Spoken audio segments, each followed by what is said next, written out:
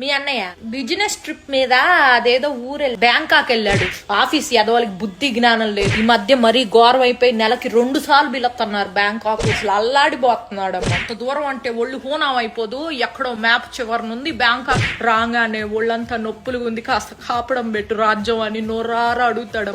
అల్లాడిపోతున్నాడు. పోనీ నేను కూడా వస్తానయ్యా నీతో పాటు, నువ్వు ఆఫీస్ పని చూసుకో అంటే, వద్దో రాజ్యం నువ్వు రామా, కడుపులో నీళ్లు కదలకుండా ఉండు, వేళకు తిని పడుకో, నీ ఆరోగ్యం నాకు చాలా ముఖ్యం అంటాడమ్మా మహానుభావుడు. అల్లాడిపోతున్నాడు. ఓ రోజైతే అర్ధరాత్రి పూట ఆఫీస్ నుంచి పూజ అనే అమ్మాయి ఫోన్ చేసి నువ్వు ఉన్న పళంగా రావాలి అర్జెంటుగా అని చెప్పేసేసరికి మనిషి ప్యాంటు చొక్కా వేసుకొని గబా గబా గబా గబా బయలుదేరిపోయాడమ్మా. తెల్లారొచ్చాక తెలిసింది ఆ పూజ అనే అమ్మాయి ఫోన్ చేయకపోతే ఉద్యోగం కాస్త ఊడిపోయేది. అల్లాడిపోతున్నాడమ్మా మనిషి. అసలు ఏమైంది తెలుసా, నేను పుట్టిన నుంచి వచ్చేటప్పటికి ఇంట్లో ఒక అమ్మాయి ఉంది. నన్ను ఎవరండి ఈవిడే అని అడిగేసేప్పటికి అర్బన్ క్లాప్ నుంచి పిలిపించాడంట నన్ను సర్ప్రైజ్ చేయడానికి, ఇల్లంతా క్లీన్ చేయించి.